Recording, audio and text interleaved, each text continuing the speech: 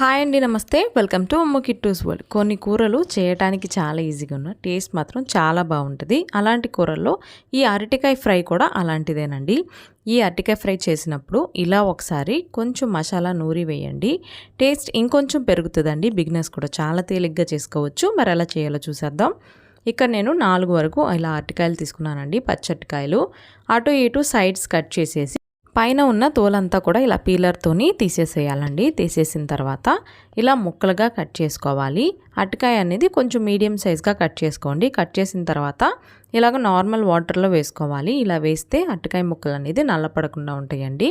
మిగతా అవన్నీ కూడా ఇలా కట్ చేసేసి వేసి పక్కన పెట్టేసుకోండి.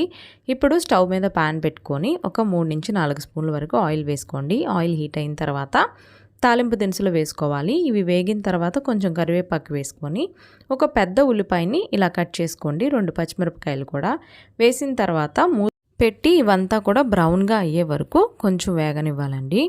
అలాగే వేగిన తర్వాత ఇలా అరటికాయ ముక్కలు మనం ముందుగా కట్ చేసి పెట్టుకున్నాం కదా, అవి కూడా వేసేసుకోవాలన్నమాట. అరటికాయ ముక్కలు వేసిన తర్వాత హై ఫ్లేమ్లో పెట్టకుండా లో ఫ్లేమ్లోనే పెట్టుకొని కొంచెం పసుపు అలాగే 1 స్పూన్ వరకు సాల్ట్ వేసుకొని మధ్య మధ్యలో కలుపుతూనే ఇది ఫ్రై చేసుకోవాలండి. ఇలా వేసిన తర్వాత మూత పెట్టొద్దు. అలాగే మధ్య మధ్యలో కూడా కలుపుతూ ఉండాలండి, లేదంటే కనుక ఈ అరటికాయ అనేది అడుగు పట్టేస్తుంది. ఇప్పుడు ఇది వేగేలోపు చిన్న మిక్సీ జార్ తీసుకొని 4 ఎండుమిరపకాయలు, 4 వెల్లుల్లిపాయలు, అలాగే 1/2 స్పూన్ జీలకర్ర, చిన్న ముక్క కొబ్బరిని ఇలా కట్ చేసి వేసుకొని ఇదంతా కూడా కొంచెం కోర్స్గా ఇలా గ్రైండ్ చేసుకోవాలండి. వాటర్ అస్సలు యాడ్ చేయొద్దు. ఇప్పుడు ఇలా వేగింది చూసారా, అరటికాయ అనేది ఇలా మీరు పట్టుకొని కొంచెం విరిచారంటే ఇలా సాఫ్ట్గా విరగాలి. ఇప్పుడు మనం గ్రైండ్ చేసుకున్న ఈ పొడిని కూడా వేసేసుకోవాలి. పచ్చి కొబ్బరి ప్లేస్లో మీరు ఎండి కొబ్బరి అయినా కూడా వేసేసుకోవచ్చండి. ఇలా వేసేసి ఒకసారి బాగా కలుపుకోవాలి. కలుపుకొని ఇంకొక 5 నిమిషాలు చక్కగా వేగనిచ్చారంటే మనకి అరటికాయ ఫ్రై అనేది రెడీ అయిపోతుందండి.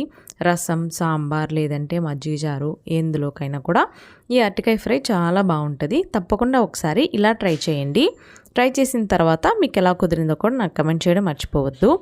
అలాగే ఈ వీడియో కనుక మీకు నచ్చినట్లయితే లైక్ చేయండి. మీ ఫ్రెండ్స్ అండ్ ఫ్యామిలీ మెంబర్స్కి షేర్ చేసి మన ఛానల్ని సబ్స్క్రైబ్ చేసుకోండి.